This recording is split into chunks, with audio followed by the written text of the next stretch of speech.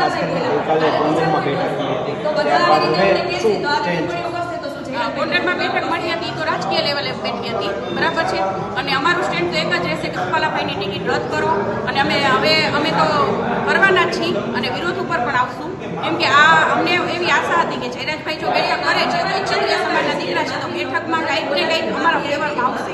અને ખાલી એટલી જ માંગ અમારી છે કે બીજેપી પાર્ટીમાં અમીર પટેલને પણ ટિકિટ આપો. અમે કેવું કહી છે કે ભાઈ ક્ષત્રિય સમાજને જ આપો, તો કેમ આટલી માંગ પડે? ક્ષત્રિય સમાજની એક માંગ પૂરી નથી કરતા બીજેપી પાર્ટી. અને હું નરેન્દ્રભાઈ મોદીને પણ પૂછવા માંગુ છું કે ભાઈ જે રૂપાલાભાઈ જે કફાટ કરી છે એના માટે યોગ્ય છે અને આના માટે માફી લેવી જરૂરી છે. માફીની અમે સજા આપશું અને સજા એ છે કે રૂપાલાભાઈની ટિકિટ રદ થાય. આગામી દિવસોમાં તો બસ અમે અમારી રીતે ચાલુ જ છે અને અમે વિરોધ ગામે ગામે અને ઓલ ઓવર સિટીમાં ઓલ ઓવર ગુજરાતમાં એનો વિરોધ ચાલુ રહેશે. રાજસ્થાનથી પણ અમને ફોન આવી ગયા છે, બધી જગ્યાએથી વિરોધ આનો પૂરેપૂરો કરવામાં આવશે. કોઈ અમે ઘરે બેસવાના નથી.